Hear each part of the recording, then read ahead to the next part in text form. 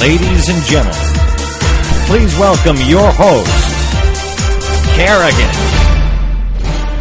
Wow! This is really, really exciting. First of all, because welcome everybody on the chat room. Welcome also on this fantastic new medium, because this is video now, and it's not really something that we normally do. So this is the first time. We also have a wonderful, wonderful guest today, and he's fantastic. He's wonderful, and he has plenty of books to talk about, plenty of subjects to talk about, and it's somehow he, I don't know if it is he or people that relate to him find him a little bit controversial, so we can talk about that too. Now, before we go there, let me just tell you a couple of things. First of all, welcome to Ustream. Very excited, very nervous too. Also, I want to tell you that you can contact us on our website, and the website that we have, which is Witch Talk website. I can just show you because I can. This is our guest website address, but this is our website, which is the Witch Talk Show website, and let me see if I can put up the link for you. Of course I can. The Witch Talk site. So where is it? Where is it? Here we are. So this is the Witch Talk site. And you can just click in here and contact us on Witch Talk and send us your messages and all of that. Okay. So now we can go and we can do the witches read, because I'm very excited, because I wanted to have Indigo, because this is the first show of Witch Talk that I do alone, and I do look like a helicopter pilot, I know, but you know, I will have another set of these and a little bit more, you know, without all of this apparatus. So let's do Witch Reads for today, and let's see what Indigo has to say about what she has been reading. Here we go.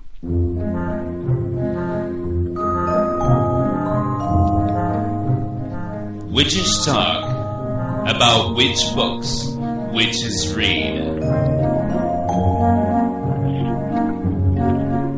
With Indigo Estrella. Witch Reads. Hello, Indigo. Hi, Kerrigan. Now in stereo. This is really exciting, actually. I really like this format, and I know. See your face on the screen, it's really it's really cool. It's very innovative. I know. I just love it, because I think that it's, first of all, the quality is wonderful. Second of all, it's just, I don't know. I don't even know what people are saying about it, because I'm not really looking at the broadcast, but I'm sure that they will love it. Because it's very, well, no, I'm sorry. Indigo is not prepared yet for the camera. No. I'm somewhat camera shy, actually. So you know. Yeah. Indigo is a little bit shy on the camera. So we will do that on Witch Talk Conjure. She will be on the same. Yeah, maybe. Yeah, we'll see. Yeah. she has. Witch Talk Conjure, for those who don't know, it's our monthly recap show, and those are on Friday nights. Yes, exactly. Once a month. So exactly. So I think that I just did something that it's really not. Now I can't really go again to the Witch Reads, because if I go to the Witch Reads thing, it will play the music again, which we don't want that, right? But we can go. I can take the music out. It's fine. On the beginning, I can take the music out. Here we go. So. Sorry about that. It's okay. Sorry about that. So, okay, now I want to know, what do you have for us on Witch Reads, because this is very important for us, because we want to know. You always do this reviews about fantastic books, and we want to know which book is today. Well, not all the books are fantastic. Sometimes they're fantastically horrible, completely awful. But this week actually was a fantastic book. Mm-hmm. It's Talk to Me by Jamal DiFiosa. Oh, wow. Okay. And it's actually a very thin book. It's only, let's see, how many pages is it? It's only about 100 pages long. And that's including the is that like the epilogue? Yeah. There's a beautiful poem at the end of it. Oh, wow. And it's very, it's probably the easiest book I've ever read. And it's not because it's a thin book. It's because the way that Jamal writes, it's almost like he's sitting across the table from you and talking to you. And especially for those who are in America, it's definitely an American author. There are some very uniquely American jokes in here, but it's very insightful, and it's the way that it came about in publication is actually very shocking. He actually had the spirits contact him and basically tell him directly, you need to write this book. After years of giving workshops and lectures on spirit communication and having, those on this side of the veil attending his workshops tell him that he really should write a book, he kept putting it off, and eventually he had a completely terrifying experience while he was on his way to work on the subway in Boston. I would never want that to happen to me. He thought that he was dead. Oh, wow. He was having an out-of-body experience. It was very scary. The thing that I have to ask you is that why is it? Do you like my T-shirt? Do you like my T-shirt? I love your T-shirt. And where can I find one of those, Kerrigan? I know. No, my T-shirt is it's actually from Logios. Logios have this thing. Oh, I forgot to say that this whole show, Witch Talk, now is produced by you, yes. Indigo Estrella, and also by the Redbird, which is kind of a branch from Logios for streaming multimedia. So there you go. Now that we have the publicity off the way. Yes, shameless self-promotion. Of course. Well, we do the show. We might as well say, it was us. It was us. There's no, hiding agenda here. So, why is this book special? I mean, you said that it's a small book. When we look to a small book, people today, they think that small is not really good. Yeah, and I've heard some critics of Jamal say that his writing is unsophisticated. Well, I don't agree with that because, honestly, if you want sophisticated writing, there are many other authors that you can find that, are written more for intellectual types. This is basically written so that anyone can pick up a book and really learn how to turn on their psychic sensors and to be able to connect with those who have left this side of the veil. So, it's not written so that it's not an intellectual kind of book. Approach, if you want that, it's not an intellectual approach. If you want that, there are many other books, but the way that he writes is very approachable, and I personally love the way that his style of writing is. It's something that I'm comfortable with. No. And the best part for me was the fact that he is the only author that is showing that the spirit board and the Ouija board is something not to be afraid of. That it's not just some Hollywood scare tactic to scare everyone away from the Ouija board, because he very obviously has used a Ouija board. He's written a book about it actually previously in A Voice to the Forest. And he's definitely an ambassador for the Ouija. So, but not only does he talk about the Ouija board from a very logical sense, he also explains how the proper care of a Ouija board is, not to, say that you've got to, set it up in the corner of a room with a glass of wine next to it. No, but you've got to treat it with respect, and explains how to use it properly without it becoming one of those horror experiences. There is one thing that I like about this book also. It's the fact that he compares spiritual communication with something that it's very 20th century or 21st century, which is a cell phone.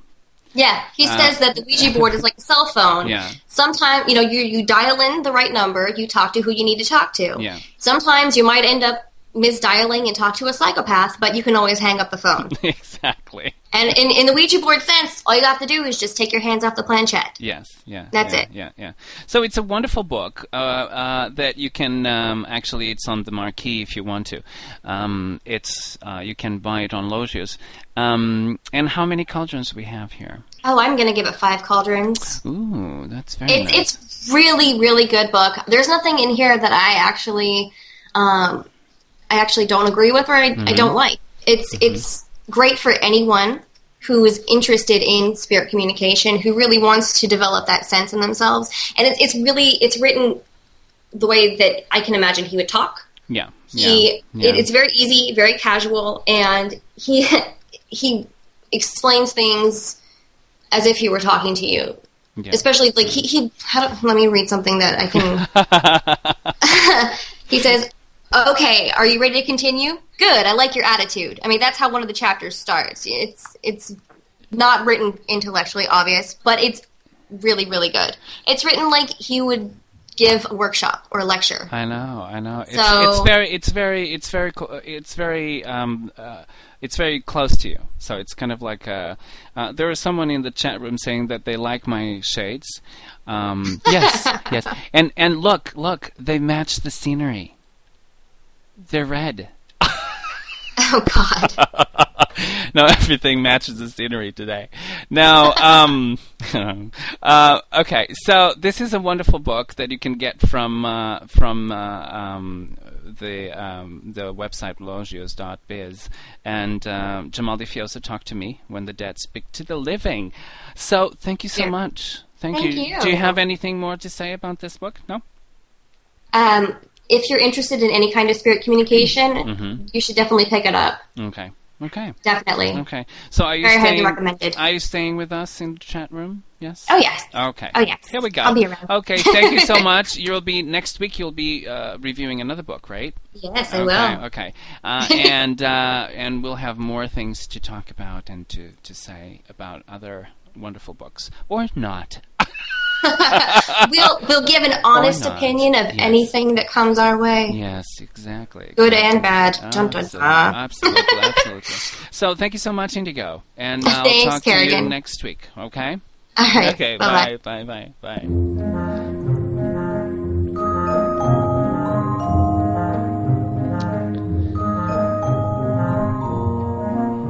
Talk to Me. When the Dead Speak to the Living by Jamal Di Fiosa. www.logios.biz. 5 cauldrons, huh? Wow, this is really amazing. I really love it. Now, let's talk about our guest. Our guest is a very special guest, and he wrote extensively, not only books, but also in the internet. So he has a lot of published texts on the internet, and I'm not going to tell anything more about him. Let's just introduce him and see how it goes. And I can't wait to talk to him. So here we go. Let's introduce him. Robin Artisson has been studying folklore and supernaturalism and practicing sorcery in the true historical meaning of the word for 14 years now, which is far longer than most people said he'd survived. He's from South Louisiana, of Bernician Anglo-Pictish heritage, but also of Irish, Cajun and Sicilian descent. He grew up in the shadow of the last home of active and accepted supernaturalism in the United States, New Orleans, and the entire hairy, scary region far south. He is an herbalist, a devoted deep ecologist, an animist, and a skilled practitioner of trance-healing and divination. Robin is a learned holistic healer, augurist, reader of omens, and a skilled dream interpreter. He is passionately in love with chess, very dark ale, sushi, religious philosophy and debate, historical reenactment activities, occult studies, historical books and research, systems theory, the Robin of Sherwood BBC series and writing. He is also a father and a husband and a student of life. Ladies and gentlemen, please welcome on Witch Talk today, Robin Artisson.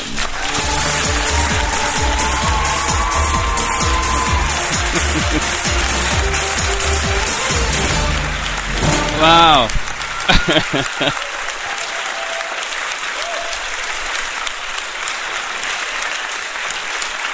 Welcome, Robin. Welcome to Witch Talk. How are you? I'm doing good. So, I hope you liked the introduction. I hope that I said everything that it was meant to say about you, because sometimes but I read your bio, so I guess that was, everything was in there, right? I don't think I know which bio you read. I mean, I didn't really write any of the bios. Really? Wow. So I think. And actually, I didn't hear what you read. It got really quiet, and then I heard some talking in the distance. Oh, okay.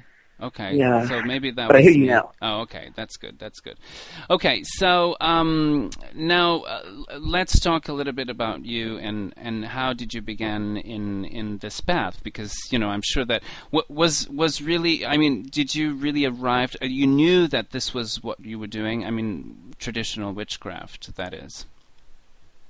Well, when these things start, like everything starts near the beginning of things. I think things are more intuitive. I think language and intellectualization comes later in everybody's life. I mean, in the womb and when you're in your mother's arms, things are, wordless. I mean, I didn't really know what I was doing for a long, long time.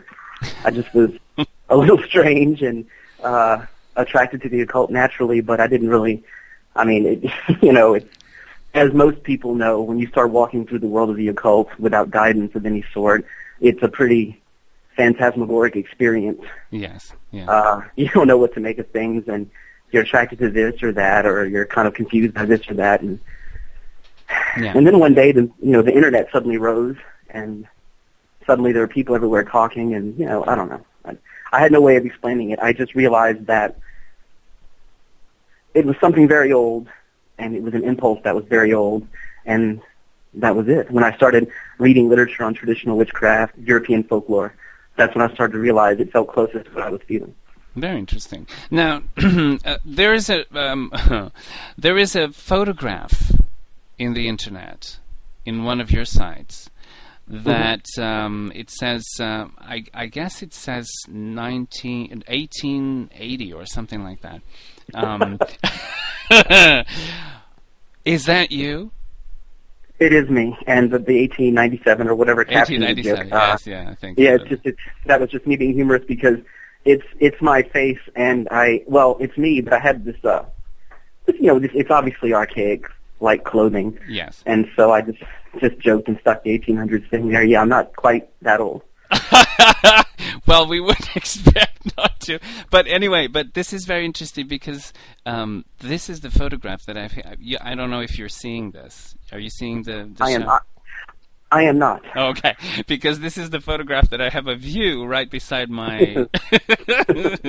which is very good. Okay, it's a very mysterious photograph. Was that the intention? I mean, it really is kind of like the black and the, the shadow and the light, and I'm sure it has a lot of meaning. Like most things, Yeah. I try to... Yeah. Everything... I hope that one day people look back and at least say, well, he wasn't the greatest of writers, but he obviously was obsessed with something. He was really fixating on something, so he must have encountered something real. The picture is kind of mysterious. It's shadowed intentionally and things like that, partly just for shock value because I'm kind of juvenile like that, but also partly because, like everything, not a lot really makes sense to me. I know that sounds weird to say because I'm working an actual occult system of living and crafting and trying to find my destiny, okay? Yeah. But the further I go into it, the more things get deep, the more visionary experiences become lucid, the less I understand. I don't really know what's going on. I mean, the unseen world is extremely mysterious, and it's extremely confusing and chaotic, and it's a pleasure to make sense out of something every now and then. But mystery is the key word of everything I do, because that's how I experience it. I mean, I don't really know what's really going on. Yeah. Well, that's a very honest way to picture it, actually. I don't think that I interviewed anyone that actually said that. Now, you said that you're practicing for 40 years now. Well, no. More than that, right? Well, no. I have been doing what I would identify as legitimate kind of traditional witchcraft. Mm-hmm. I mean, seeking altered states of awareness to experience the unseen world for the purpose of my own guidance or transformation or that of others. I've really been doing that officially since about 1996, 97. Mm-hmm. So they had it. Yeah. No, tell me one thing. You say here, or someone said, because you said, "Oh, I don't write my bios," that which is far longer than most people said he'd survive. Yeah, what is going on in there? Because I was like, is he sick? No. What is? No. Okay. Survive in the craft. Is that it?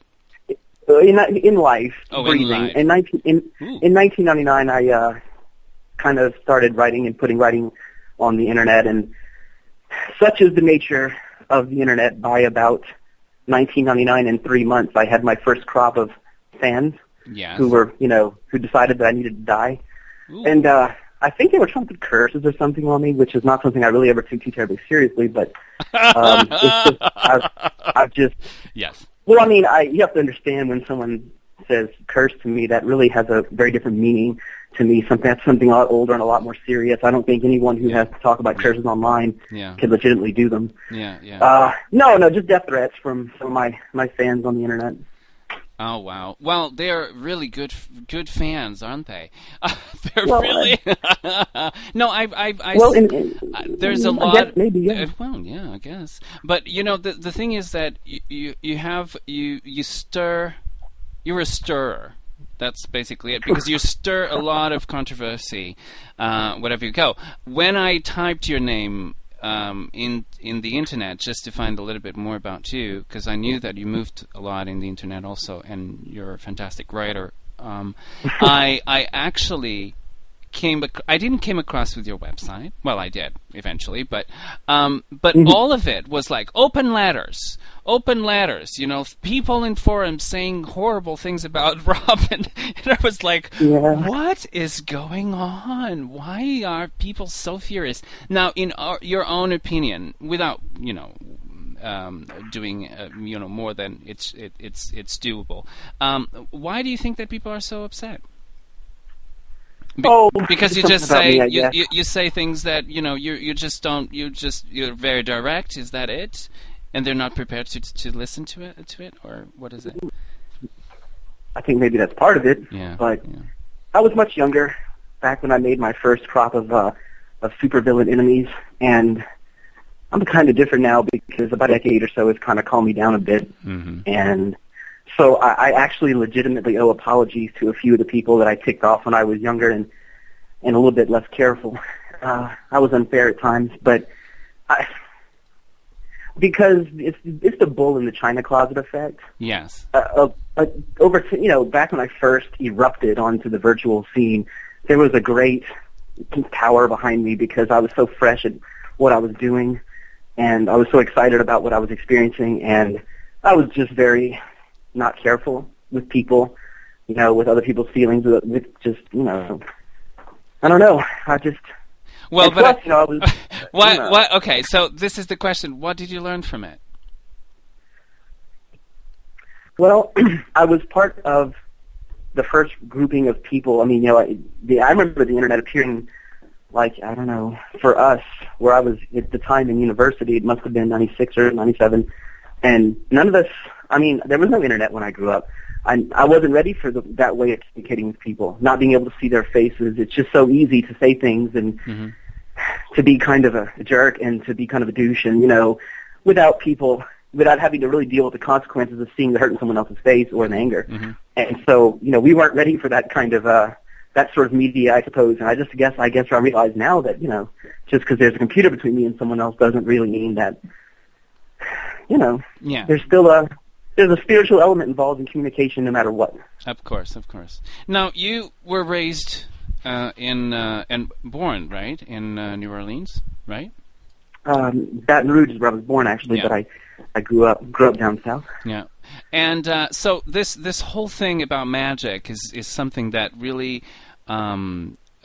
followed you since a very early age, and it was something that you had contact with, or it was something that it wasn't really there at the time. A lot of people who aren't from South Louisiana don't appreciate how highly Catholic South Louisiana has a lot of supernaturalism, which is just a natural part of things. And a lot of people in South Louisiana themselves might not really recognize it, but hoodoo and New Orleans voodoo and Catholicism just by itself has what most people agree are some pretty mystical elements openly.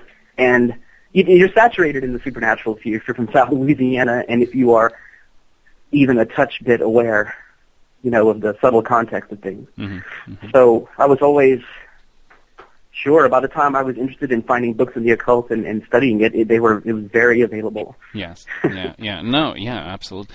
Now, tell me. And all the incense and candles, Yeah. that was there too. Yeah. Now, there's a lot of things that you are, but there's one particular thing that I'm very interested in. Is that you said that you're an old doctor, and then you said that it's a healer. Some say witch. So, what does this mean, old doctor? This is the first time that I heard this particular term, but I'm sure that owl doctor. Yeah, owl doctor. Yes. Yes. My familiar,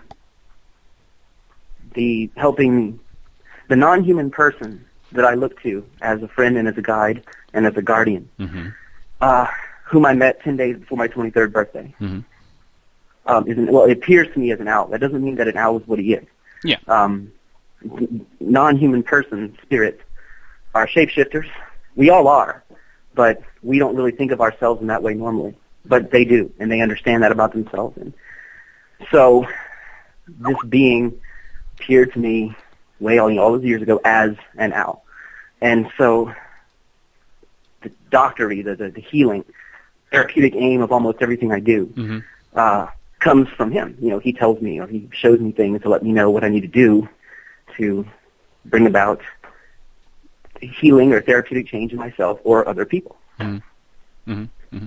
Now, so the term owl comes from there. Now, there's a lot of things that people don't understand about you. Well, they have to know that you have a BA in European history and anthropology, Yes. and an MA in criminal justice. And is it political science or is policy science? Okay, yeah. okay.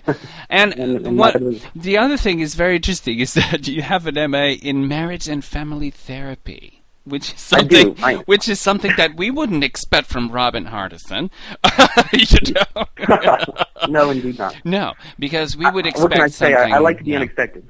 No, absolutely. No, you're when we read about you or of you or from you or things from you, it's always unexpected. It's never something that will be 1, 2, 3. So it's very interesting that you have this diverse kind of preferences and stuff. So it's very interesting. Now, let's move a little bit more about towards the traditional path. Now, I know that the traditional path is something that really. I interviewed Peter Patton, and you know him also, and Yes. There's a lot of other people in England that I'm friends with. It's something very closed. It's not an open thing. I mean, people really talk about it right now, begin to talk about it, but it's something really not out there, as they say. I know that you can go around that by reading books about, but before you published your books, or anybody, I mean Peter, or and also the Peking Papers and all of that, there was not much about that out there, and the Robin in the Thicket and all of that. So there's not much books out there about this. But now we begin to see a little bit more of that. You said, books when I was young were not a problem because they were accessible. Were they? I mean, in terms of traditional witchcraft, or Not at all. yeah, No, yeah. not That's that. what I'm asking you. Yeah. So how did you went about this? How did I learn about traditional witchcraft? Yeah, because there was no information around you that would... I mean, you knew that it was something ancient, and you said that, but, how did you get the information or knew a little bit more about it? Well, I began studying what Master Gardner was saying about his New Forest Coven and the things he said that they were doing in his writings, and what he believed is very old, and what he said that he had sort of redone for his ritual use. Mm-hmm. And I began cross-referencing those things just straight to history. Mm-hmm.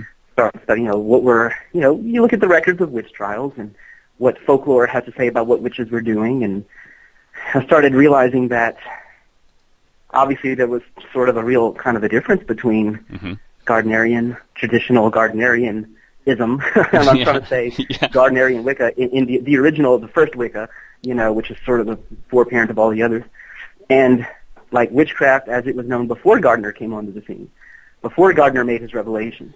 What did people think witches were doing there?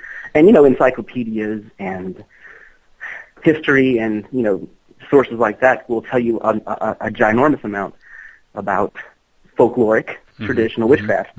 Of course, you have to be cautious with the accounts of trials because of the clericalism and the perspective of the elite, which gets superimposed upon those trials.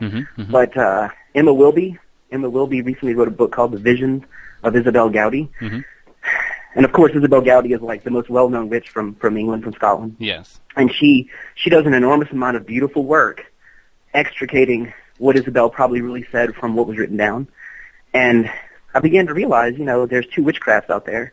What Gardner was talking about seemed fine, but it also seemed very different. Yeah. And so it was researched for a long while, and then one day I was talking to some people.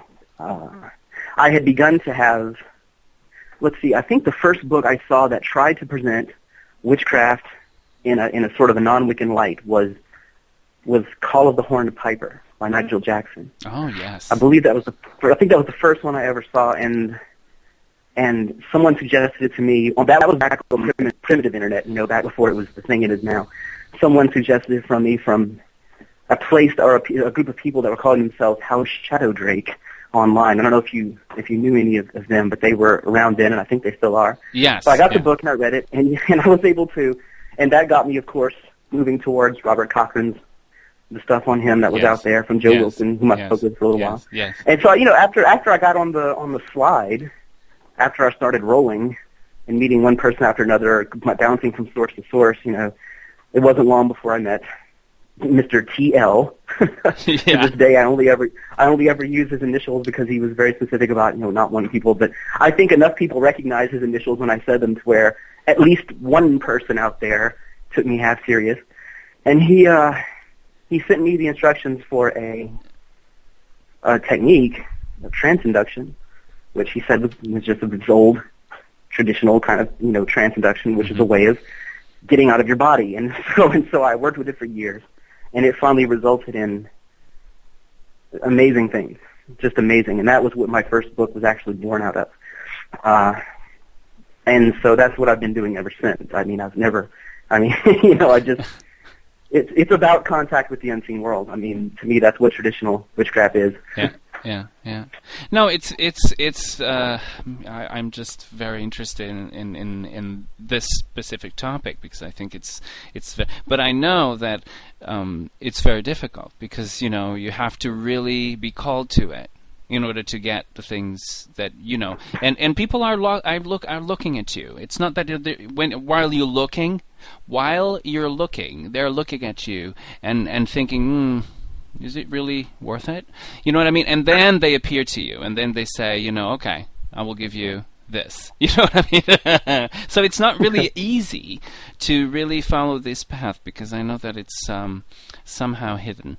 Now, did you ever, just because you were an American and you live in America, felt that it was a little bit more difficult than if you were, for instance, an Englishman or lived in England?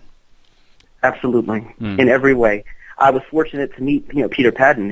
My friend is English, and he's always been very kind and open and wise, and I love him to death. But yes, there were. For years, I've actually encountered an enormous amount of resistance from people claiming to be occultists of genuine traditional English, I guess, land-based traditions, and they're just like, so yeah, you're not in England, huh? Then screw off. They don't want to talk to you. So it's humorous, because I'm like, well, my just 6 generations ago, my mother's entire family was living in Scotland. Give me a break, but it's ironic, isn't that ironic? Yeah, well, I'm just another branch of the family over here. But they have one good point. The people that have been dismissive do have one good point. Assuming they are who they say they are, there is an inescapable element of communion with the land beneath your feet, which is a part of a lot of traditional witchcraft. And English traditional witchcraft, therefore, is something you do in England. Yeah. But you see, America, North America, or any place that has soil, or hills, or mountains, or valleys, has its own mysteries, its own powers. So traditional witchcraft is possible everywhere, but English traditional witchcraft only in England. Yeah. Well, but it's. I have a friend of mine that she's a traditional. She practices a traditional path from Europe, traditional witchcraft, and this is very interesting because she's not English, so it's not in England. But she said, and I asked her. I interviewed her for Witch Talk once, and she said, I asked her, what about if people want to do that or to practice that in the United States? And she said, well, that will be difficult. And I said, well, but if they want to, what can we do? And she said, well, I guess that if you took some stones from here, it would be possible just to worship, not to work magic. That's what she said.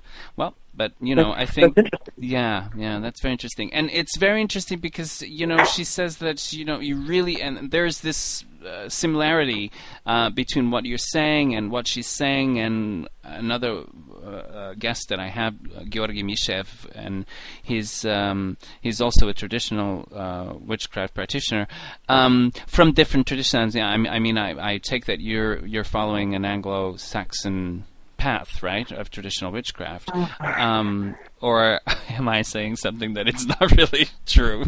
It's very unique to me in my life and where I am. My focus, I guess I look to the balladry and the poetry and the ballads and the songs of the borderlands between Scotland and England, which is where my mom's family hails from, and I look there. And I study folklore generally, British child folklore generally, but the child ballads, the ballads that were collected by Francis James Child, there's a massive collection of these ballads, from England and Scotland. And I look there for, I guess, spiritual aesthetic, and to understand how these people were encountering the unseen world. But being in America, there's something unique about where I am. And I have to include that in what I'm doing. No, absolutely, absolutely, yeah. So I guess it's my traditional, my foundational basis, my lore, as it were, is British. But there's this Americanism that seeped in because that's where this branch of the family is. Yeah, and where you are, and the land beneath your feet is American. Right. And the energies are not really the same. I have a friend of mine, and she's actually a famous woman, and she said, really? Yeah, she's well. I have famous people that I know, Robin, not just you. And she said, I don't understand why you say that you practice British traditional witchcraft. And I said, well, because that's, what we call it. And she said, well, but it's not British traditional witchcraft. It's American traditional witchcraft. Just because you're here. And I'm sure, she said, that if you look, if you feel the land, you will find that your rituals will change because you will be attuned. And that will change the way you look at or move in the circle eventually. So, and there was more that she said. But it's absolutely essential, that connection. Now, is there any authors that you really admire other than Peter Pan? We already know that. Well, I mentioned Emma Wilby earlier, the authoress of the Visions of Isabel Gowdy. Mm-hmm. I think she missed the. I read her words nightly, and I'm enchanted, and I love her to death. Yes. That book particularly really has completely brought everything I ever wanted said about witchcraft, traditional witchcraft, and the ancient remnants of British shamanism together in one place, and stated it in a beautiful way. That's a way that can affect and can reach poets and scholars alike. So Emma Wilby is she's one of my heroes. Claude Lecoultre, he's this amazing writer on the similar subject. Claude Lecoultre wrote a book called Witches, Werewolves, and Fairies, Yes. Shapeshifters and Astral Doubles in the Middle Ages, and he's also written a book about the Walking Dead and Revenants and the like too. He is also a fabulous writer. These two are some of my, I always go back to them for almost everything. George Ewart Evans and Catherine Briggs are two of the best folklorists. I mean, Catherine Briggs is definitely the queen mother of all folklorists. I have all of her works. Yes. I have all of her works. Yeah, and yeah. Without Catherine Briggs, we just would not understand the ancient animism of Britain or of Europe generally, the fairy faith, none of that. I mean, she is the supreme source, Yeah. I think, for that kind of Yeah. stuff. So those are some of my favorite writers. Yeah, yeah. No, it's fantastic. I love it. I really do. Now, you do understand that you are the favorite writer of some people, right? Oh, right. Yeah, Eventually, you are. I have a difficult time with that. I do have a difficult time with that because being a writer is just a curse. It's a madness.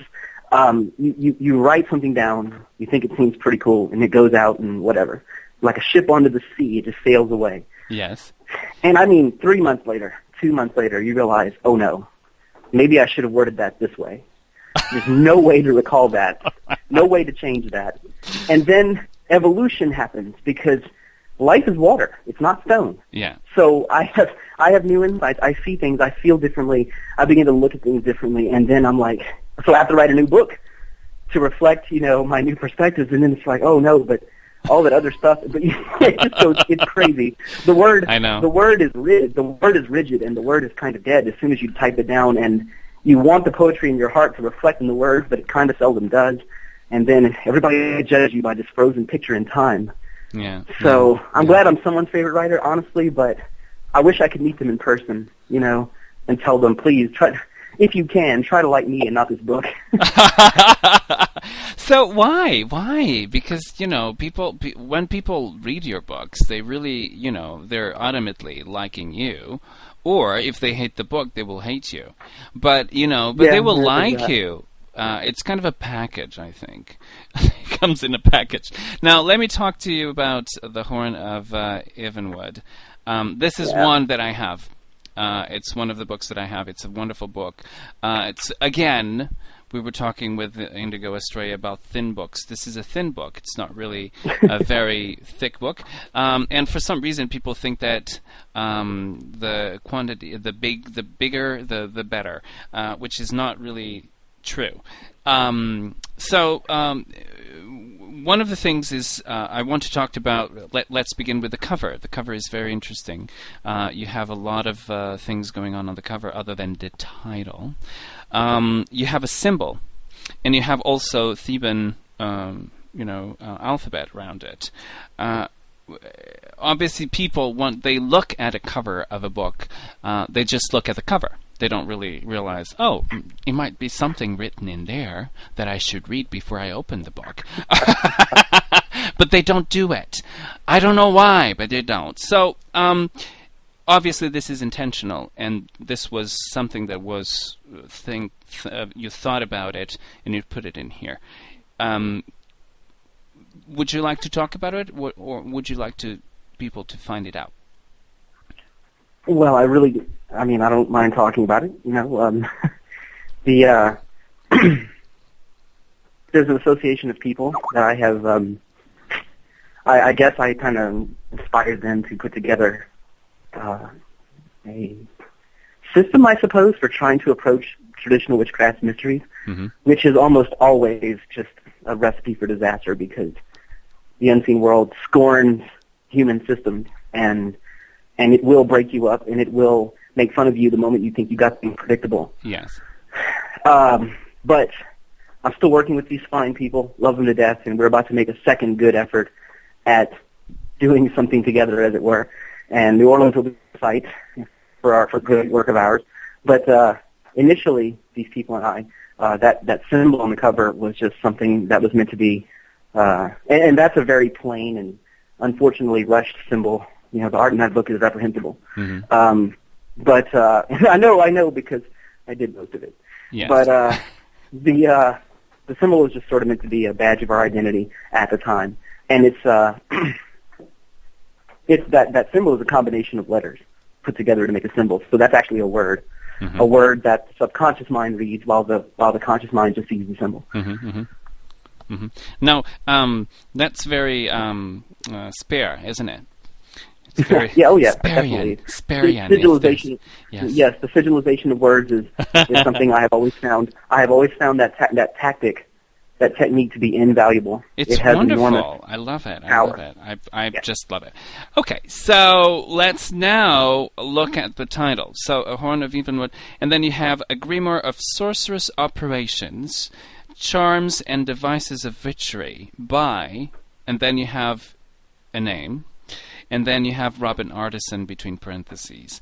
And I don't know how do you pronounce this name? It's very interesting. How do you say it? The name is Ula Hethbuka. It was the name I was using with those people I was telling you about, my identity with them. Oh, that's very interesting. Okay, so now this is a whole system, isn't it? I tried to make it. Yeah, I may try to make it as simple, but as rich as possible. It is a basic system of sorcerous operations. Absolutely. So because one of the questions that people have the most is about this book is, where did he get this? Because, some people don't really realize that, well, maybe he was, channeled, or it was something. They don't really actually believe that the author is capable of doing that this is actually his work.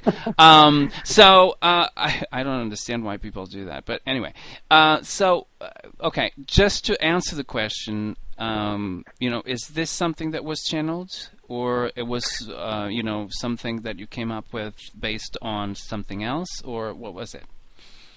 It is a convergence of many streams of information. Some came to me from other people that just taught me things. Some came from straight out, books, straight from the history, the sources in folklore, things like that. And that's it. I mean, a very little bit of that was actually something that came from, the extraordinary source, as you say, channeling. Yes. Now, channeling, however, in the form of automatic writing is something that I have an extreme interest in, and something that I do a good deal. And right now, at my blog, Tracks in the Witchwood, there is a post up called The Cavalcade. That's my most recent automatic writing. And we're talking about the Tracks in the Witchwood, right? Yes, but that blog. Okay. No, there's a post there called The Cavalcade, and that's automatic writing that I did some months back. That's amazing. Yeah, I love. But the Horn of Evenwood had only a minimal amount of that, if any. I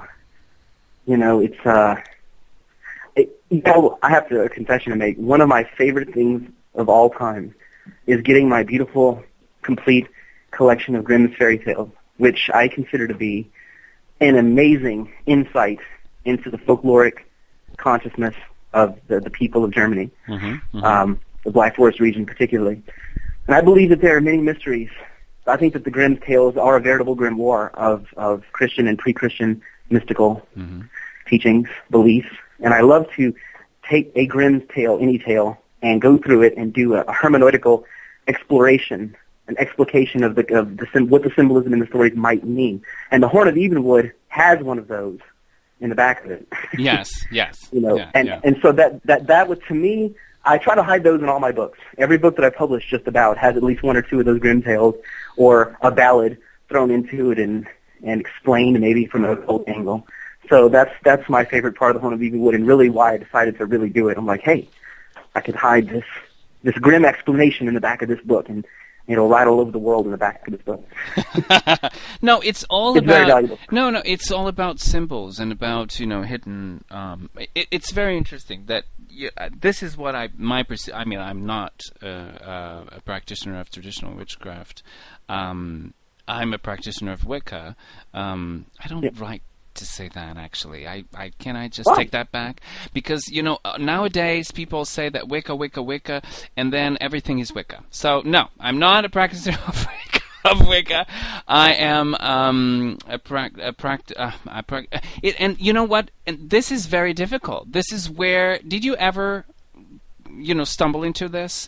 How to define yourself without being included with in everything that everybody else is doing. You know what I mean? I have stumbled into it. It's just horrible, isn't it? Horrible. It is horrible. Oh, it's horrible because the unseen world scorns our labeling. Yeah. Every one of us is a convergence of many forces. Nobody does it like you do, but the unwise masses of humanity will, in fact, want your label. They will want your number, and they're not going to be able to deal with you until you give it to them. Yeah. And it's a complete violation of one of the most fundamental spiritual tenets I know. Life is water, not stone. And so, yes, I've hit the problem quite a few times. Yeah. People are asking me what I am, and I really can't even answer that. There's a madness here, and that's all I can say about it. There's something very strange about us. We all mad people, all of us, with no exception. No, but well, I'm a high priest of Alexandrian Wicca. But when I say that I'm a high priest of Alexandrian Wicca, people go, but if I say that I'm a Wiccan, I don't like to say that I'm a Wiccan, because everything is Wiccan. You know what I mean? I have a confession. I have a minor confession to make Go here. ahead. I knew when I was up and coming, I met lots of Wiccans. One of them, and I have no idea, she might even be listening, her name was Dina. Yes. And to this day, nobody, and I do mean nobody, really, with one exception in my head, I had a negative opinion of Wicca for the longest time. And Dina didn't give it to me. She convinced me that there might be something to it because she could do things to this day that I cannot explain. It was incredible what she was capable of doing. Okay, but I had this negative opinion of it, and I was even kind of a real jerk about it until I was in New Orleans. I moved to New Orleans for a while, 2 years or so, and I met a Wiccan.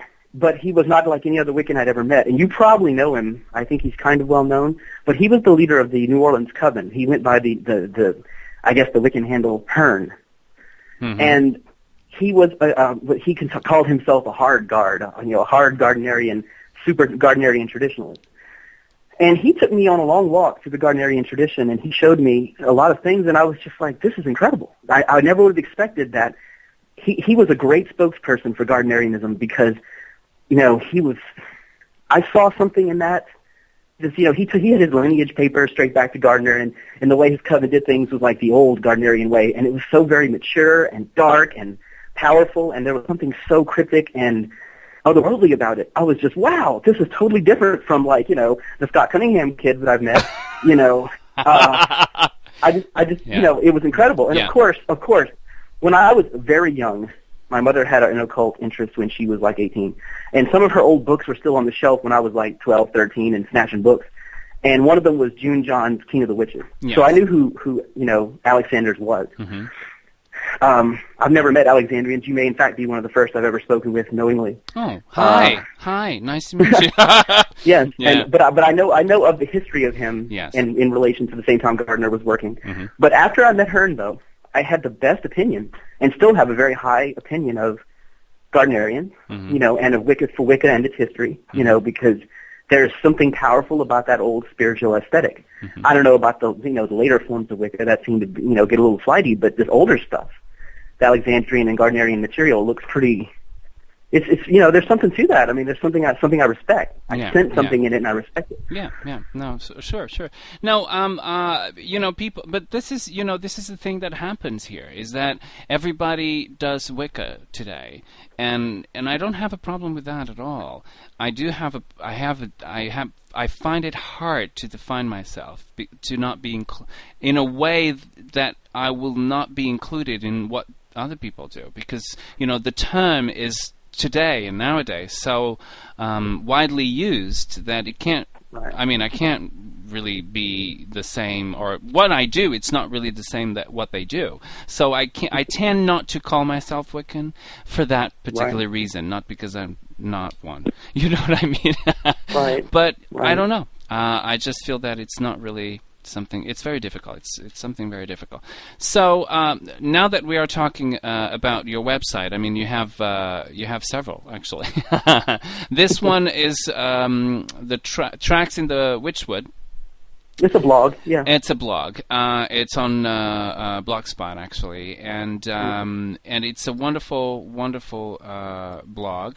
And you do come here often, right? And Well, I've been very busy with some other things happening in life, but I'm about to actually write 2 pretty substantial pieces and put them on the blog in the next few weeks. So I'm going to start. That's good. I'm going to start using it. I was trying to save it for just like really big projects, deep stuff, but I'm thinking I might actually just start putting more, not quite so deep thoughts on it.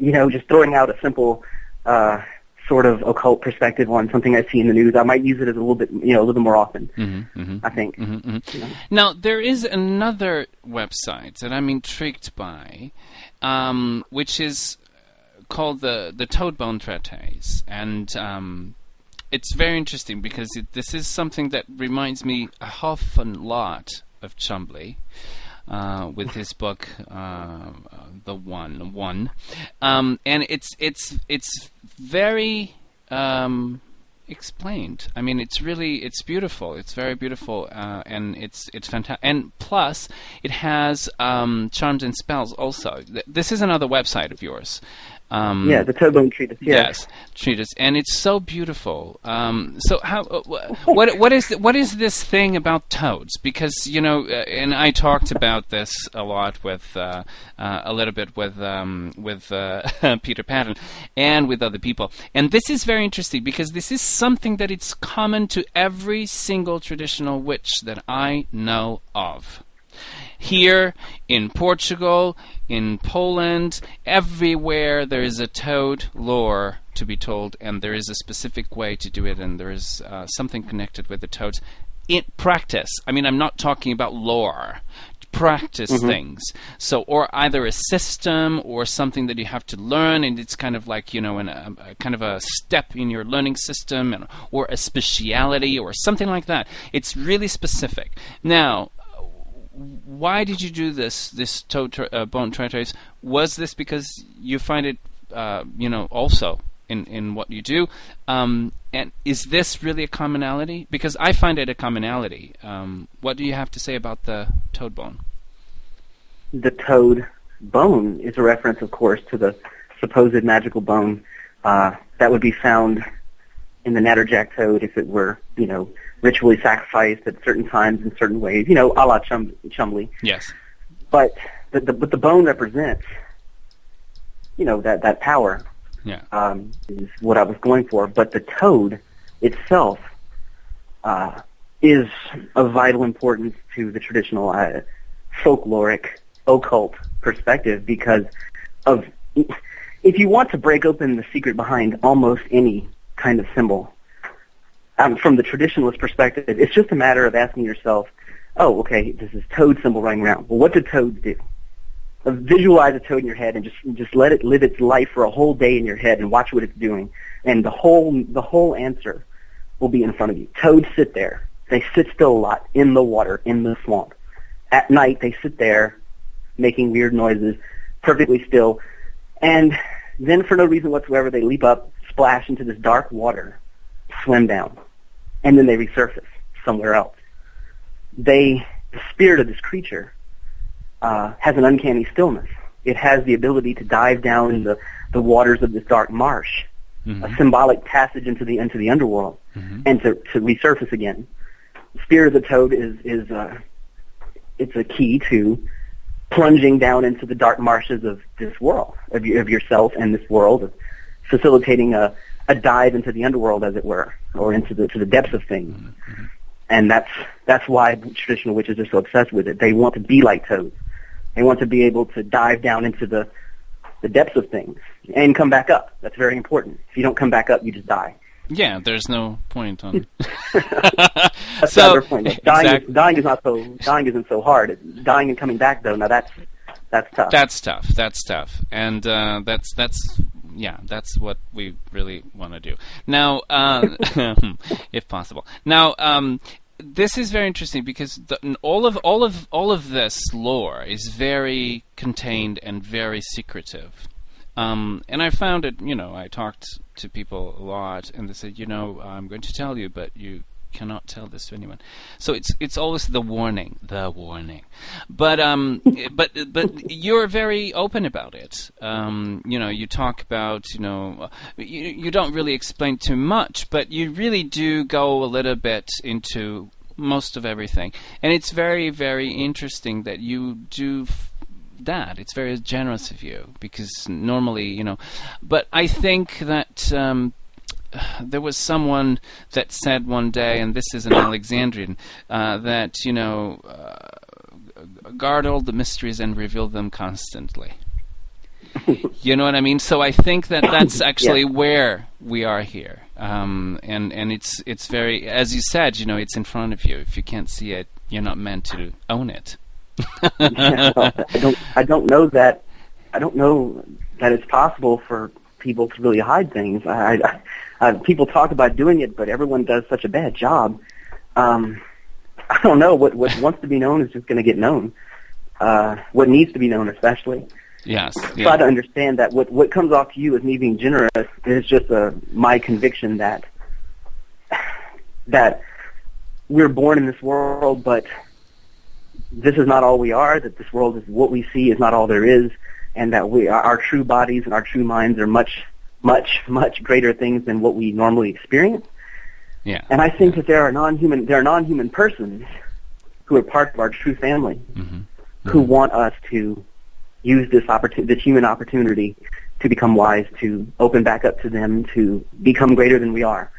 And anyone who is hiding secrets, that people might need to do that, is getting in the way of the unseen world. I really believe that occult knowledge should be a little bit more open, especially now, when there isn't so much of a need to hide it anymore, unless, of course, you live in an Islamic nation or something like that. Yeah. But there isn't really a need to hide it anymore, and I think that besides, the so-called danger of death in the old days for witchcraft, I believe that there's something else going on here. I think that witch groups in the old days were like guilds, just like craft guilds or stonemasons or whatever, and these are just trade secrets. People forget that when people went down to see the village witch in the old days, they're giving money to somebody for an herbal remedy or for a curse or whatever. There's money to be made here. Yeah. Like the cunning folk in England later were doing, charging money for curing horses and, making babies better and whatever, what have you. Yeah. But, that folk healing and that stuff, that's only one aspect of the whole craft issue. Yeah. That's a kind of a surface thing. That's almost showmanship in a way. I'm talking about something a little bit deeper. I think that we are all by nature spiritual things, spiritual creatures with a natural spirituality and a thirst for it. And I think that those doors should be opened more readily. Yeah. Now, I have someone in the chat room called Linus Nestor, and he's from Sweden. And he's asking, he wants to go to New Orleans, and he doesn't want to miss anything. what the greatest parts of New Orleans are connected with the magical, arts and all of that. What would be your advice on key places that you should go to or see? Well, I think he should definitely see what they call the Metairie Cemetery, Lake Lawn Metairie Cemetery. It's a very, very old cemetery with a lot of occult structures, a lot of mausoleums with obvious occult symbolism, and very old graves and mausoleums. Anne Rice's family happens to lie and rest there. And Lake Lawn Metairie Cemetery is a profoundly powerful place. It has its own marsh. We were just talking about marshes. Yes. And is very large. It is a literal city of the dead. All the graves are above ground, most of them anyway, I mean like 95% of them are very large, old mausoleums, above ground tombs. And some of the occult statuary and symbolism is blatant, and it's all over. So I wouldn't miss that for anything. A walk around that place is like walking straight into the unseen world at the right times and places. Congo Square, which is right across from the French Quarter, downtown New Orleans. Congo Square is where the slaves, the African slaves, went and were allowed to practice using their own drums, their own native rituals, their own tribal beats, to practice the native spiritualities of their land. Mm-hmm. And Congo Square is still open, and you can go there. And even though it's paved over in a lot of places now, you can still feel the warmth of their bare feet on that ground.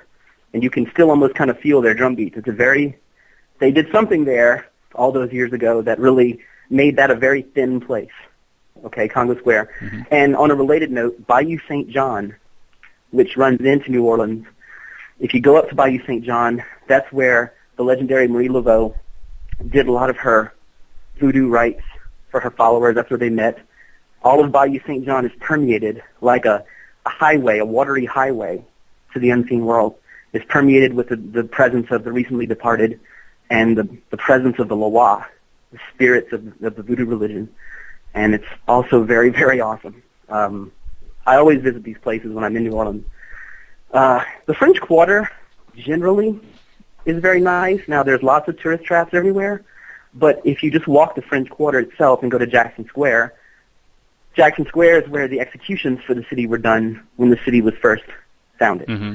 So any place where people were executed regularly is going to become a thin threshold. And so even though Jackson Square is sweet and touristy now with statuary and, benches and people painting and doing tarot readings and everything, if a person has a good focus on the subtle, Jackson Square itself can be seen under the shadow of that huge and beautiful cathedral. It's like a doorway itself, something very profound about it.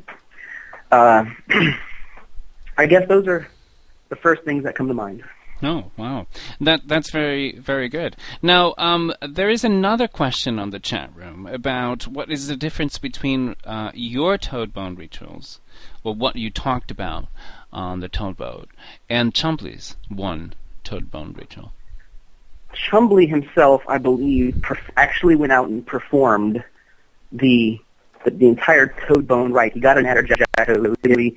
He had it picked all clean by ants. He got the bone. He went to the river. He struggled with the devil, to try to get this power. Chumbley, I believe, went out and actually did it. The natterjack toad, I believe, is endangered now. It's illegal to get a natterjack toad and kill it for ritual use, and I wouldn't do that anyway. Yeah. The toad bone treatise does not suggest anyone do the toad bone rite. I was simply referring to the power of the toad bone and connecting that to my treatise because that treatise has a lot of keys to real power in it if a person knows how to read it right. And I myself have never done the natterjack toad ritual. I have tons of respect for the people who have, and a lot of respect for the folklore behind it, of course. But that toad ritual is just one passageway to power. There are many. It just happens to be one we know a lot about from history, and Chumbley was also a great folklorist and a great occultist. Oh, and he was. There you have it. No, he was. No, he definitely was. He was an artist and a poet of consummate power. I mean, I have to take my hats off to him on that. Sure, he loved his complexity, but the beauty of his vision, his aesthetic, that's where the real power is found, as far as I'm concerned. Yeah, no, absolutely. You also have the Owl Clan. What is it called? Life Journal. Yeah, the Live Journal. Yeah. But you don't go there anymore, right? No, no. Yeah. Oh, I moved to Maine. Yes. And when I made that move, I stopped using Live Journal, and I was in Maine for like about a year, and I stopped using the Live Journal, and I never got back to it. And when I did go back recently, I went to talk to some friends in a Buddhist chat room, and I just went in there, and I've got some pals there, and I discovered that this once very busy chat room was like dead. I'm like, what's up, guys? Why isn't everybody, where's all the traffic that this place used to have? Yeah. And they're like, oh man, Facebook has totally beaten up Live Journal. Oh. And so I realized, because when I went to Maine to keep in touch with my family and friends, I got a Facebook. Yes. And then, and like everybody else, Facebook is such a sucking void. You end up, using it more and more, and to talk to people, and I just, and I realized that I had really been neglecting Live Journal because I myself had been using Facebook.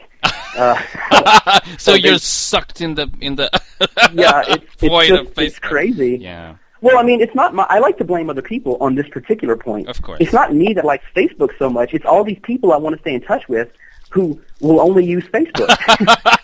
So, of course, yes. Of course, yeah. Now, one of the things that I like about your Life Journal thing is that there is, on the bio, the first thing you say is, for those who understand the mystery, no explanation is necessary. For those who do not, none is possible. I just love it. I love it. Yeah. Because it says it all, guys. Just read the first thing and you're all set. So it's very good. Now, tell me a little bit more about the Spirit Touched, the core shamanism, animism, and deep ecology. What is that about? Oh, yeah. When I was in university the first time through to get that BA, I met people who were involved with the Foundation for Shamanic Studies, through the Michael Harner's little team.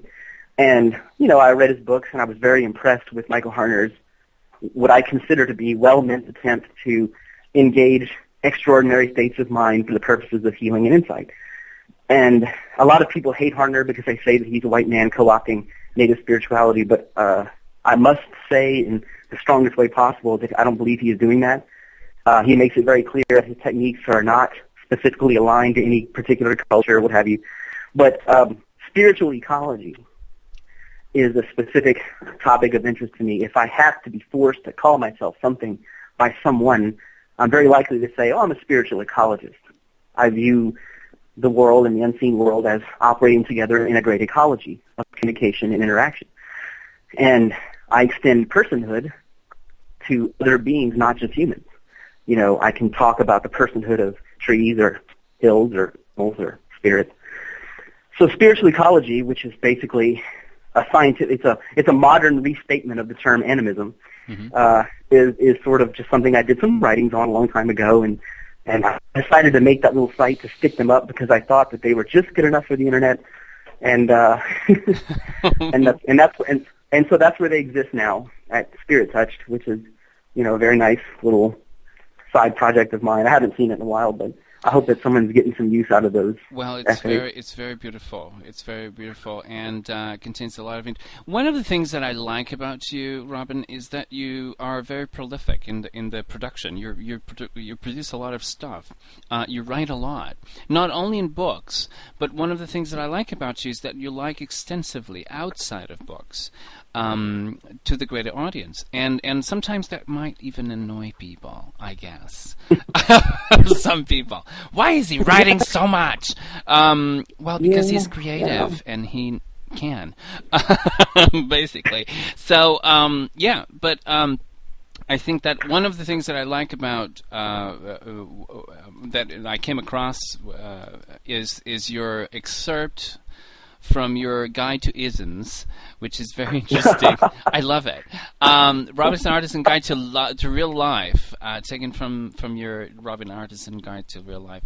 That's an unpublished manuscript, my Guide to Real Life, which is wonderful. You should publish it because it's very good. Now you're going through a lot of isms. One of them is monotheism. Then you have atheism, and then you have agnosticism, socialism, capitalism, secular humanism, and paganism. This one is the one that I want to talk about because there's a lot of controversy about this one. It's a joke. A lot of drama. It's a complete joke. That is not. Just like my, I have other humorous writings which are absolutely mean-spirited and ridiculous, and that's just me making a joke. It's me poking fun. People do take that a little too seriously. I know. No, because it's written word. They think, because it's written word, it would be, and coming from an author, blah, blah, blah. So, a lot of people tell me, I'm not a pagan. I refused, and I understand because, and they are, as we understand it, paganism, in a general sense, they are pagan. But they say, I'm not because, I'm not. And there is an explanation why, and I understand why they can say that or they choose to say that. Because they don't want to be, everybody's pagan, I'm pagan, and I really don't want to.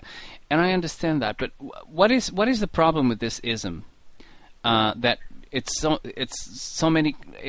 there's so much confusion about this ism, paganism, that it's just not. I mean, it's really what you say here: constant drama.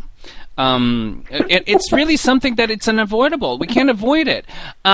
Why do you think, in your opinion, that this ism is way worse than the other isms? I have an answer. I do have an answer. Okay. That's good. Give me a second. Okay. Give me a second. Yep. Okay. Hey, I'm waiting for this thing on my phone to stop beeping. Oh, okay. That's fine. Okay. Yeah. Now, because I have two reasons for it. Number one, the massive cultural transmission of pagan culture and the wisdom it contained from the past has been largely interrupted.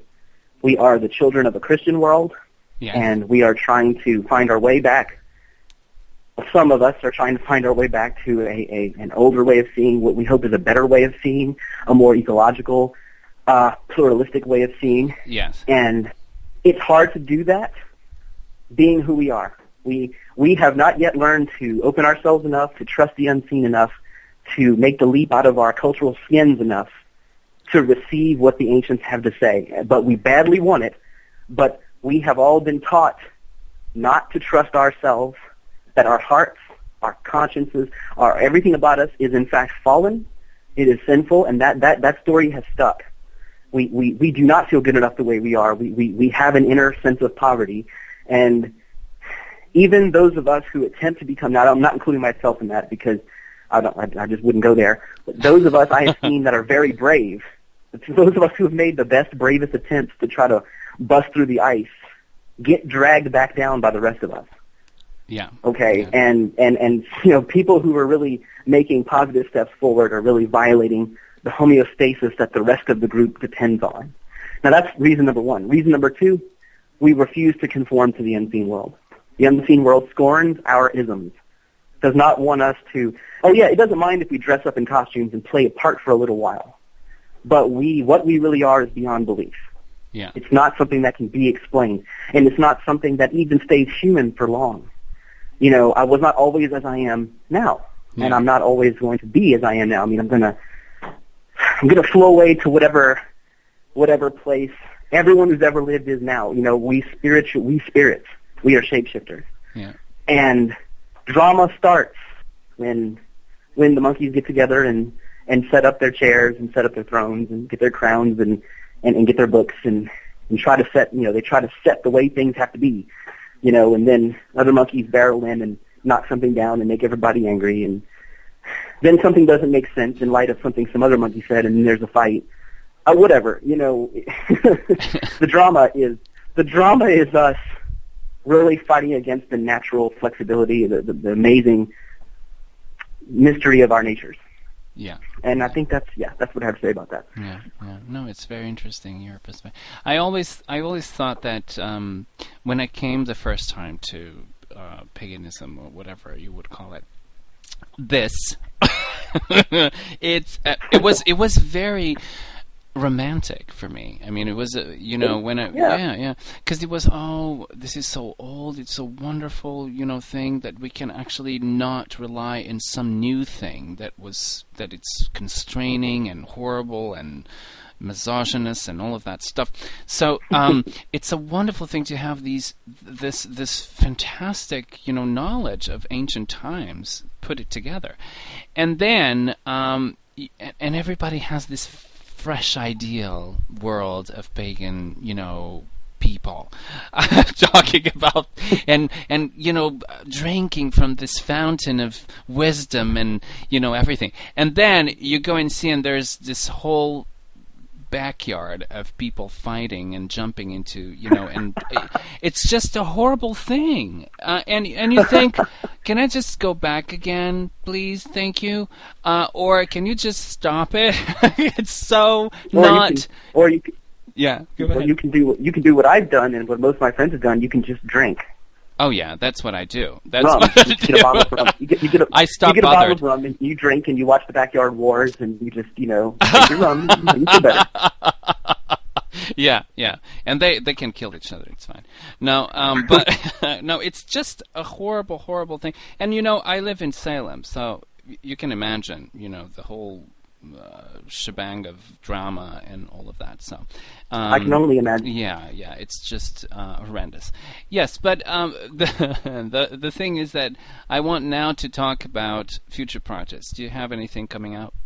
Or not? Oh, so many things coming out. It's going to be a while, I think, but I've decided, like that stuff I told you about, I love doing so much, taking works from the grim corpus of fairy tales, plus the child ballads.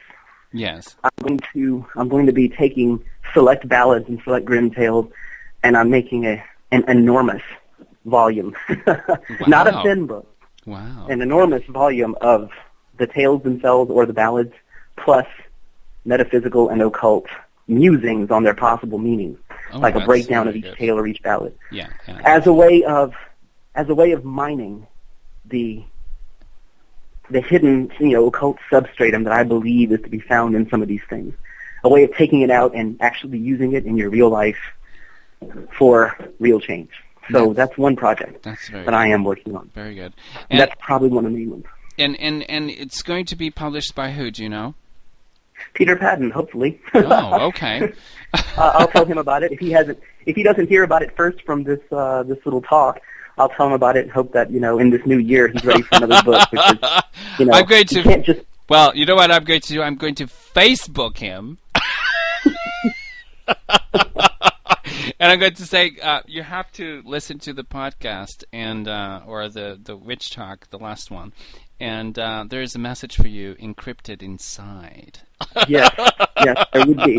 And he's always been very good about saying, "Ooh, you have an idea for a book? All right, let's see it. I think we can do it." But obviously, I can't just come to him every month and say, "Here's a new manuscript." He runs a business, and he's got lots of writers, and they're great people, and it's a great business. Of course. I consider him to have exceeded in America what Capelban once did. In England. Absolutely. I used to love Capelban, some of Capelban's books, but we have Mr. Padden and Tindrag, and that's all I ever need. So. Yeah, exactly. But no, I can't just paw at him with every little thing I want published, but hopefully he'll like the idea of this because it's a substantial, big work, Oh, yeah. Maybe my biggest. Well, but it's fine. I mean, we're waiting for it.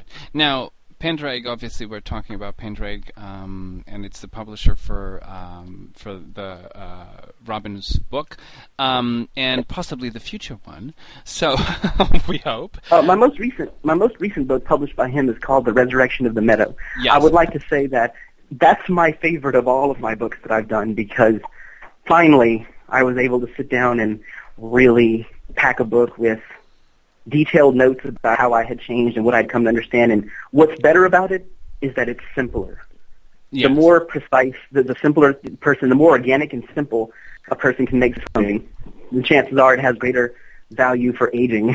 Yeah. But that was the most recent book published by him, and there's been a great response to it. And my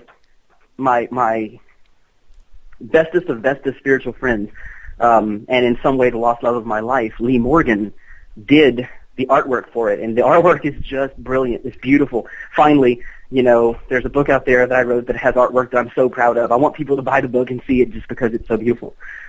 So I'd like to make a shout out to Lee and to that fine book of mine, which is the one that I'm really proud of, which is floating around the internet somewhere.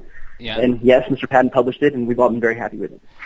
It's a wonderful book, and it's here. I mean, I'm showing it. The good thing about this, Robin, is that I was doing this on Witch Talk. Witch Talk I was doing on Blog Talk Radio, which is basically a big phone call, and the sound is horrendous. So I can't deal with the horrendous things. I can't. I can't. So I just moved to Ustream, and I'm showing your website where the book is to the audience, so they can actually see it, which is very good. Now, tell us a little bit more about this Resurrection of the Meadow. What is it about? And all of that. I know that it's about Worth Cunning Doctor, a fairy spirit, and all of that. But I just wanted you to tell us a little bit more about it and what it's behind the writing of this book. It's about spiritual ecology and how the symbols and the images and the motifs of the fairy faith, the ancient fairy faith, express spiritual ecology. So it is. That's what it's really about. It's an aesthetic way of seeing this world and working with the non-human persons that live in this world with us. Focused through the aesthetic of the ancient fairy faith, as you might see in Childs or Briggs or people like that. Or of course, W.I. Evans Wentz, who also wrote an incredible book that I'm sure everyone in your audience knows about, The Fairy Faith in Celtic Countries. That's really what the book's about, but it's also sort of a journal of things that I found really, really worked for me in my own occult life. And it concludes with this letter that I wrote to a gentleman who wrote to me, wanting to talk about, traditional European paganism, witchcraft, animism, and how it is reemerging in strange new ways. And he works in academia, and he's doing a lot of academic work on the subject, and he was just very taken by the entire idea. So I wrote a long letter to him and put that in the back of the book. It's a really good book. It's one of the thin ones. It's a little short, but if I were to be shown this book, at my trial, and they said, "Did you write this?" I'd be like, "Yes, I wrote that one." Because I'm proud of it. In a sense. Now, the Flaming Circle, a reconstruction of the old ways of Britain and Ireland. This is first of all, it's a striking cover. First of all, and it's very interesting, this book, because it covers. It says here. I mean, I'm not really, but it covers every philosophical and practical aspect of reconstructing and reliving the vision of the ancient polytheistic religions in Britain and Ireland. Why did you write this? I mean, we have a lot of material about, and there's a lot of people writing about this, but why? What was it in here that you needed to publish? 2 reasons. First off, the book is written to my children, my daughters, and I wanted them one day to have a book that I wrote specifically for them so that they would know how much I was thinking about them while they were so young, and I couldn't tell them how much I loved them, how much I wanted to offer them the best guidance that I could give them. That was the first reason. The second reason was because my wife and I spent 3.5 weeks in Britain and Ireland, and it's funny that you should have mentioned. You have a friend that said, well, if you came to England and you took stones from here, yes, yes, you could worship, but you couldn't do magic. Well, I spent that 3.5 weeks snatching dirt and stones from every potent place that that was on the trail of my pilgrimage, and there were a lot of them. Yes. And I came back to the United States with a backpack, totally illegal, I'm sure, full of soil and stone. And the Department of Agriculture has these agriculture dogs that they walk through the airport sniffing you in your backpack and all to see if you have fruit or plants from out of the country, because there's a quarantine. You know, you can't bring back fruits and things that might have some rare bacteria that'll wipe out American agriculture. Yeah. But I was just like I was smuggling heroin or something. I was terrified that agriculture dog was going to smell off the soil that I had, and they were going to converge on me and beat me to the ground with, you know, and jail me and take all my precious dirt and stones, but they didn't. Wow. And so I have I have quite a few handfuls of it in Ireland here, safely locked away in a big wooden trunk. That's very interesting. But, and that includes a handful of seeds from an apple, which I totally snatched from an orchard at Glastonbury Tor. Oh, wow. So, yeah, one of the apples of Avalon, as it were. I have her seeds here, and my friend Lee Morgan, who did the art in The Resurrection of the Meadow, she came and visited me, you know, from Tasmania. She came to New Orleans to meet me, and we spent a good week together, and I gave her one of those seeds. So, you know, we're just totally violating international quarantines left and right. But no, the second reason was because my wife and I went to Britain and Ireland, and it was an amazing, transformative time for us. And I met a gentleman in Sligo, Ireland, named Michael Quirka, and I interviewed him. And that interview was in the back of that book. That whole book, I did lots of love in that book. But to me, that book is really about getting that interview out into the airwaves and out into people's minds. Michael was an amazing man, and the lore, the beautiful, hidden aspect of the land of Ireland itself, the land of Sligo, just sprang forth from that man's funny little stories and his insightful little commentary on the mythology of his area. And I knew I had to interview him, and he carved two very beautiful statues of two of the local land goddesses of that place for me, which I proudly have here still. And so the whole cost of that book, as far as I'm concerned, is worth it just for Michael Quirka's interview. Yeah, that stuff I wrote is pretty cool too, but Michael Quirka's interview is profound, and I wish more people would see it. Yeah, yeah. Well, they will. They will, absolutely. They will. I'm sure. You know, we'll just, you know, spread the word, and that will be it. And then you published this, the Horn of Evenwood, the Grimoire of Sorcery, Operations, Charms, and Devices of Retreat. So this was the first one, right? The first one was called The Witching Way of the Hollow Hill. Oh, that was the one, the first one. You don't have it here, because I want it. No, you don't. No. How often do you go to your website? Well, every time I start my computer, it's kind of a homepage thing, but I don't guess I click over to my works very often. Okay. Because you're doing them. You're doing the works. No. I should do some house cleaning. Yeah, you have to put it in here because we want to see everything. So it's been a wonderful conversation with you, Robin. And I'm sure that, you know, people will come and listen to you, and and they will have kind words to say about you and about this this conversation. We hope. Well, that'll be nice. Yes. I mean, they don't have to be kind. I'm not particularly, you know, really. I'm not really. I don't want your kindness. Is that what you're saying? Well, I'm not looking forward to one outcome or the other. If they're kind, great. If they're really mean, that's great. I learned a long time ago that the meaner people got, the more people bought my books. Yeah, that's true. So. Yeah. Oh wow, that's very true. Yes, that's true. Yeah. Yeah, they talk about me like I'm the Eminem of the, you know, the traditional witchcraft world, and so of course, you know, the book sales go up, which is ridiculous. I don't consider myself to really be that, you know, that meanie of a guy. Yeah, but whatever. Yeah, I don't know. I know.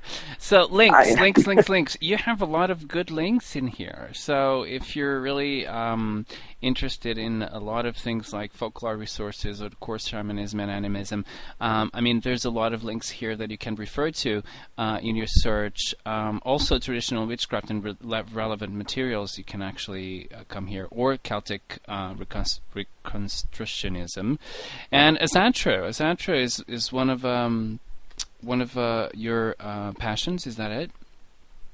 There are some heathens here local to me, and they're a good friend. And I believe that Asatru, or heathenry, like Celtic Reconstructionism or Hellenism or any of those reconstructions. I think it's a marvelous academically intelligent and honest way of reconnecting with one's ancestors. I think that, witchcraft isn't really religion. Witchcraft is sorcery. But on the level of just pure religion, hey, Reconstructionism always struck me as a very intelligent and bright and fun thing. So I support it. Yeah. I've taken part in it, and I've always come away a little better than I was before. Yeah, it's wonderful. It's wonderful. Thank you so much for being on Witch Talk, Robin, and thanks for having me. For sharing this wonderful, wonderful bits of and nuts of wisdom with us, and sharing the reasons for your work. And we'll look forward to that big book. Again, an cryptic message is here for you, Peter. So you can you can just listen to this, and we will we'll see because we want Robin's book out.